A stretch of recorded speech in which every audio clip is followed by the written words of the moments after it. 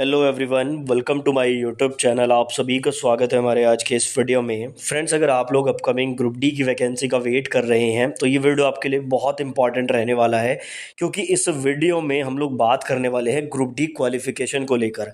अभी 2 दिन पहले मैंने एक वीडियो बनाया था जिसमें मैंने साउदर्न रेलवे की तरफ से एक आरटीआई का जो रिप्लाई मिला था वो आपको दिखाया था, और उस आरटीआई रिप्लाई के अनुसार जो आने वाली ग्रुप डी की वैकेंसी है उसमें क्वालिफिकेशन केवल और केवल 10th रहने वाली है, ऐसा उन्होंने बताया था। अभी आज के इस वीडियो में मैं एक और आरटीआई रिप्लाई आपको दिखाऊंगा इसी के रिगार्डिंग। साथ ही हम इस पूरे टॉपिक को डिटेल में डिस्कस करेंगे और इंटरनल वैकेंसीज के आधार पर भी पता करने की कोशिश करेंगे कि आने वाली ग्रुप डी वैकेंसी में एक्चुअल क्वालिफिकेशन क्या रहने वाली है। उसके अलावा हम लोग एनटीपीसी टोटल फॉर्म फिलअप के आरटीआई के बारे में भी इस वीडियो में देखने वाले हैं, तो इस वीडियो को अंत तक जरूर देखें और चैनल पर नए हो तो चैनल को सब्सक्राइब जरूर करें।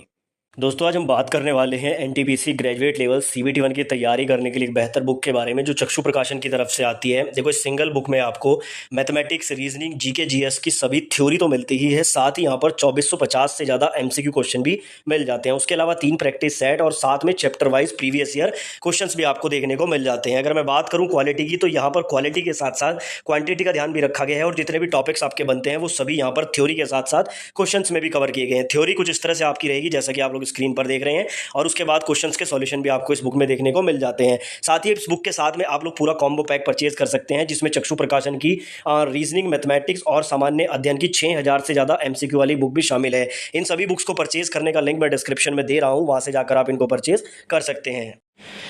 तो देखो, आज से 2 दिन पहले मैंने एक वीडियो बनाया था, और अगर आप लोग ग्रुप डी की तैयारी कर रहे हैं तो आई होप आपने ये वाला वीडियो जरूर देखा होगा। और इस वीडियो में मैंने आपको एक आरटीआई का रिप्लाई दिखाया था। साउदर्न रेलवे में एक आरटीआई लगाई गई थी 18 सितंबर को, जिसका रिप्लाई जो है 23 सितंबर को मिला। और इस आरटीआई में ये पूछा गया था कि ग्रुप डी में जो वैकेंसी आएगी उसमें क्वालिफिकेशन क्या रहेगा, या फिर प्रेजेंट में ग्रुप डी का क्वालिफिकेशन क्या है, ये इसमें पूछा गया था। तो इन्होंने कहा है कि भाई, आपके सवाल के रेफरेंस में हम आपको एक कॉपी भेज रहे हैं जो कि railway board letter number this, ये इन्होंने बताया था, और ये साथ में इन्होंने लगा के भेजी थी। और इन्होंने कहा था कि इस लेटर में जो लिखा है प्रेजेंट में या फ्यूचर में जो वैकेंसी है उसकी क्वालिफिकेशन ये रहेगी। अब इस लेटर में क्या लिखा हुआ था, ये लेटर आप लोग देख लो। सबसे पहले तो ये देखो, ये लेटर 2019 का है, मतलब ये डिसीजन 2019 में लिया गया था। और रेलवे का कहना ये है, साउदर्न रेलवे का अभी, कि जो आप क्वालिफिकेशन पूछ रहे हो इस लेटर में जो लिखा है वही आपकी क्वालिफिकेशन है। अब इस लेटर में क्या लिखा है तो बिल्कुल शॉर्ट में समझ लो। इस लेटर में लिखा है कि भाई सभी पोस्ट के लिए 10th वाले एलिजिबल हैं। अब जब मैंने ये वीडियो बनाया, कई लोगों ने कमेंट किया कि सर ये 2019 का लेटर है, इससे आप कैसे कह सकते हो। तो एक कंडीशन आप लोग समझो, ये लेटर भले ही 2019 का है, ये डिसीजन 2019 का है, लेकिन ये सवाल जब 2024 में साउदर्न रेलवे से पूछा गया तो उन्होंने कहा कि भाई जो इस लेटर में लिखा है वही क्वालिफिकेशन है। अब यही बात को जो है वो टाइप करके भी लिख सकते थे, लेकिन टाइप करने के बजाय उन्होंने कहा कि भाई हम एक लेटर आपको दे रहे हैं, बस लेटर में जो लिखा है वही आपकी क्वालिफिकेशन है। तो इससे आप लोग क्या समझोगे, इसके सीधा सीधा मतलब यही निकलेगा कि भाई ग्रुप डी की जो क्वालिफिकेशन है वो केवल 10th है। और यही बात मैंने अपनी उस वीडियो में समझाई थी। उसके बाद भी कई लोगों ने कमेंट किया कि सर ये पुराना लेटर है, तो मैं इसको थोड़ा सा क्लैरिफाई कर दूं। इस लेटर के अकॉर्डिंग, इस आरटीआई के अकॉर्डिंग क्वालिफिकेशन 10th है साउदर्न रेलवे के अकॉर्डिंग। ठीक है, ये बात आपको समझनी होगी।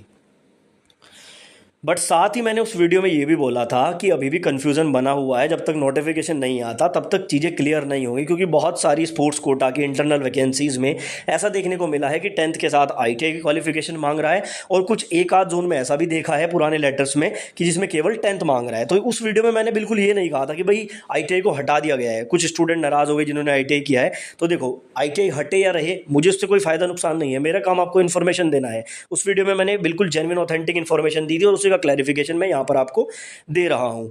ठीक है, तो ये बात आपको समझनी होगी। जैसी नोटिफिकेशन आएगा, अक्टूबर में नोटिफिकेशन आ जाएगा, स्टार्टिंग के 10-15 दिन में, उसमें चीज़ें क्लियर हो जाएंगी, तो इधर उधर भटकने की ज़्यादा आवश्यकता नहीं है। बाकी मैं एक और आरटीआई का रिप्लाई आपको दिखा देता हूँ। एक और आरटीआई लगाई गई थी और यही सवाल सेम पूछा गया था। ये ईस्टर्न रेलवे में लगाई गई थी 6 सितंबर को।